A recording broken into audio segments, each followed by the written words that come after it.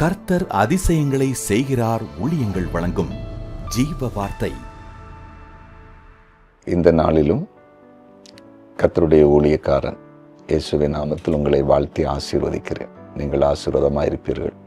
சிறு பிள்ளைகளை, வாலிப பிள்ளைகளை, அன்பு தகப்பன்மார்கள், தாய்மார்கள், சகோதரர் எல்லாரையும் வாழ்த்துகிறேன். நீங்கள் ஆசீர்வாதமாயிருப்பீங்க. நீங்கள் கலங்க வேண்டிய அவசியம் இல்லை, பயப்பட வேண்டிய அவசியம் இல்லை. எல்லாவற்றையும் ஏசப்பா பார்த்துக் கொள்வார். தினமும் வேத வாசிக்க உங்களை அர்ப்பணிங்க. தினமும் சில நிமிடங்கள் செபிக்க உங்களை ஒப்பு கொடுங்க. தேவனுடைய ஊழியர்கள் பேசுகிற வார்த்தைகளை கவனமாக கேளுங்க, கீழ்ப்படிங்க. கர்த்தர் உங்களை ஆசீர்வதிப்பார். இந்த ஜீவார்த்தைக்கான வசனம் சங்கீதம் 22:25. மகா சபையிலே நான் உம்மை துதிப்பேன், அவருக்கு பயப்படுவர்களுக்கு முன்பாக என் பொருத்தனைகளை செலுத்துவேன். அவருக்கு பயப்படுவதற்கு முன்பாக என் பொருத்தனைகளை செலுத்துவேன். பொருத்தனை பண்ணி ஜெபிக்கும் போது ஆண்டவர் அற்புதம் செய்கிறார். ஆண்டவரே சொல்லியிருக்கிறார் சங்கீதம் 50:14-15, நீ உன்னதமானவருக்கு பொருத்தனை செலுத்தி ஆபத்து காலத்தில் என்னை நோக்கி கூப்பிடு, நான் உன்னை விடுவிப்பேன், நீ என்னை மகிமைப்படுத்தணும்னு சொல்லியிருக்கிறார். ஆண்டவரே நமக்கு சொல்லிக் கொடுத்திருக்கிறார், பொருத்தனை பண்ணி ஜெபி, நான் உன்னை விடுவிப்பேன்னு சொல்லிட்டு. இப்போ பொருத்தனை செய்யும்போது அநேக காரியத்தில் நமக்கு விடுதலையும் ஆசீர்வாதங்களும் உண்டாகிறது. அநேக தடைப்பட்ட நன்மைகள் நமக்கு தடையை மாற்றி ஆண்டவர் நமக்கு கொண்டு வர கிரியை செய்கிறார். ஆனால் பொருத்தனை பண்ணி நன்மையை பெற்றுக்கொண்ட பிறகு அந்த பொருத்தனைகளை நிறைவேற்றணும். அநேகர் அந்த பொருத்தனைகளை நிறைவேற்ற மாட்டாங்க. நான் ஊழியத்தின் பாதையில் ஒரு சிலரை பார்ப்பது உண்டு.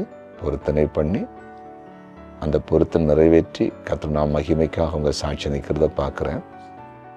சிலர் பொருத்தனை பண்ணி ஜெபம் பண்ணி தேவன் நன்மை செய்த பிறகு அந்த பொருத்தனைகளை செய்வதற்கு வாய்ப்பு இருந்தும் அது நிறைவேற்றாமல் இருக்கிறதும், அந்த பொருத்தனை எவ்வளோ அவங்க செய்தாங்களோ அது நிறைவேற்றாதனால அதுக்கு ஏற்றபடி நஷ்டங்களை அவர்கள் சந்தித்து கொண்டிருப்பதையும் நான் பார்க்க முடிகிறது. ஆகிய தான் இன்றைக்கு இந்த வசனத்தை கொண்டும் ஆண்டவர் உங்களோடு கூட பேசி கொண்டிருக்கிறார். இந்த வருஷத்தின் கடைசி நாட்களில் நீங்களும் நான் வந்திருக்கிறோம். சற்று உங்களை உயிர்த்து ஆராய்ந்து பாருங்கள். ஏதாவது பொருத்தனை பண்ணி இருக்குதா? பொருத்தனை பண்ணி ஜெபித்து அந்த காரியம் நிறைவேறியாச்சில்ல, அது நிறைவேற்றாமல் இருக்கிறீங்களா? ஏசப்பட்ட மன்னிப்பு கேட்டு அந்த பொருத்தனைகளை உடனே நிறைவேற்றுங்க. அது உங்கள் வாழ்க்கையில் இன்னும் மேன்மையை கொண்டு வரும்.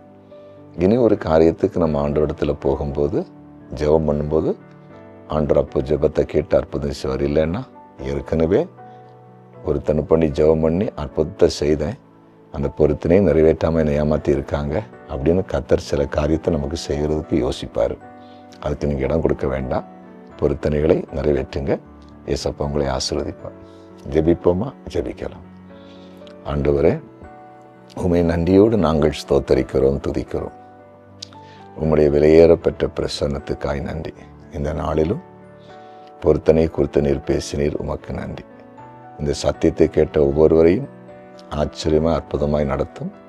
உடைய வார்த்தைக்கு கீழ்ப்படிந்து எல்லாரும் ஆசீர்வதிக்கப்பட கிருபை தாரும். வியாதிப்பட்டவர்களை இயேசப்பா நீங்கள் இப்போ தொட்டு சுகமாக்குங்க. பிசாசின் பிள்ளையில் இருக்கிற குடும்பங்கள் இயேசுவின் நாமத்தில் விடுவிக்கப்படட்டும். சாபக்கட்டுகள் ஒவ்வொரு குடும்பத்தை விட்டும் இயேசுவின் நாமத்தில் பாதாளத்தில் போகட்டும் என்று ஜெபிக்கிறேன்.